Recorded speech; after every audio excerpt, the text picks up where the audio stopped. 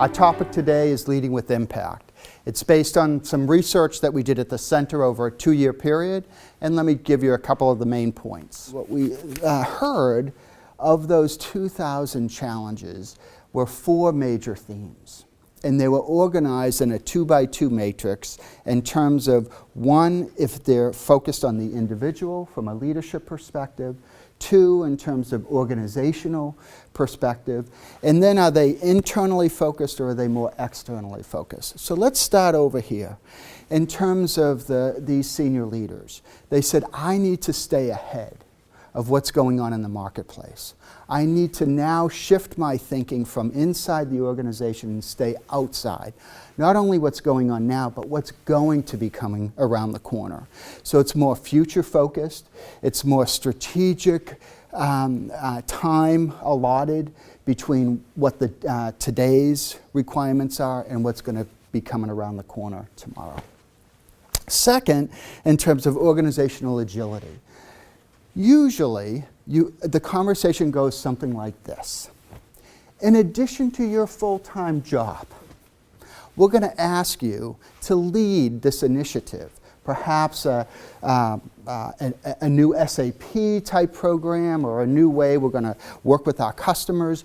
But in addition to your full-time job, we need you to co-lead this with someone else in the organization. So what does that mean? How do we do our business better? What are some efficiencies we need to gain, and how do we do this across the business? So we call this organizational agility. So those are organizational, both external and internal. Let's look a little bit about individual, but these connections and relationships. We're finding more and more in a variety of research efforts across the center confirming this, is that social networks are so important to stay ahead, to build not only within the organization how things get done, but outside the organization, again, to make sure that you're staying ahead of trends, staying ahead of the competition.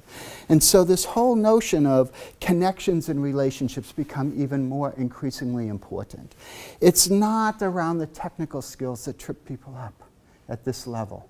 It's usually around building or inability to build these connections and relationships to get work done. So very important. And then lastly, interesting enough, people are saying, how do I take care of myself with all these pressures? How do I create that balance, that work-life excitement about my value and how I bring it? How do I work with my families?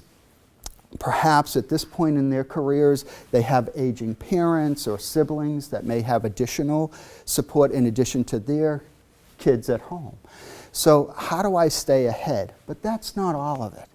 The other piece is, how do I stay more agile? How do I learn? How do I continue to learn new things so that when I show up, I'm at my very best? So when we come back over lunch, we're going to talk about how we can be at our very best and focus on some activities or some actions that we can take to move this forward.